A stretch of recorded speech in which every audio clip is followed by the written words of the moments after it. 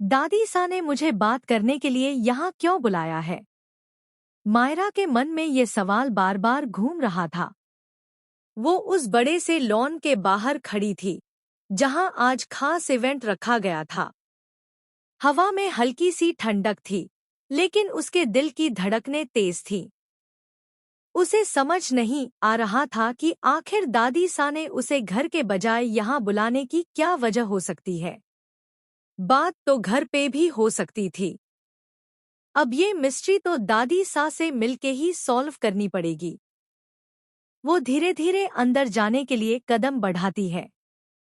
उसके मन में ढेर सारे ख्याल एक साथ चल रहे हैं।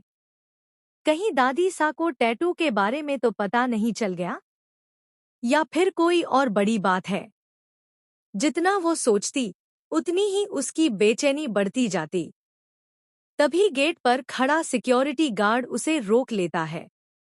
सर, आप अंदर नहीं जा सकते। उसकी आवाज सख्त थी, जैसे उसे साफ निर्देश दिए गए हों। पर क्यों? मायरा थोड़ी हैरानी से पूछती है। उसे यकीन नहीं होता कि उसे ही रोका जा रहा है, क्योंकि इवेंट की थीम है गोपी ग्वाले। आप भी ग्वालों के गेटअप में आइए वरना नो एंट्री। गार्ड ने सीधा जवाब दिया। अंदर से ढोल की हल्की आवाजें आ रही थी। लोग हंस रहे थे, बात कर रहे थे। सबने पारंपरिक कपड़े पहन रखे थे। अब मैं घर जाके कपड़े थोड़ी बदल के आऊंगी। मायरा के चेहरे पर झुंझलाहट साफ दिख रही थी। उसे पहले ही देर हो रही थी। ऊपर से ये नया नियम।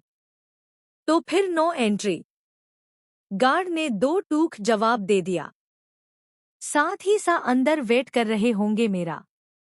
मायरा ने धीरे से खुद से कहा। उसे याद आया कि दादी सा ने कितनी गंभीर आवाज में उसे यहाँ बुलाया था।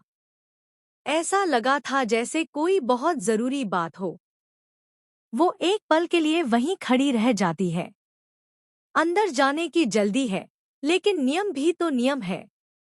उधर अंदर दादी सा एक कोने में बैठी हुई थी। उनके चेहरे पर उम्र की लकीरें थीं, लेकिन आंखों में अब भी वही दृढ़ता थी। वो दूर कहीं देख रही थी, जैसे बीते हुए सालों को याद कर रही हों। बाकी जिंदगी का कोई भरोसा नहीं, उन्होंने धीरे से कहा। उनकी आवाज में अनुभव था और एक हल्की सी चिंता भी। इसलिए जो जरूरी काम है वक्त रहते कर लेना चाहिए। उनके शब्दों में एक फैसला छुपा था। वो अब इंतजार नहीं करना चाहती थी। उन्हें लगता था कि अगर आज कदम नहीं उठाया, तो शायद कभी मौका न मिले। अब तो हमारा बस एक ही जरूरी काम बाकी है। उन्होंने सामन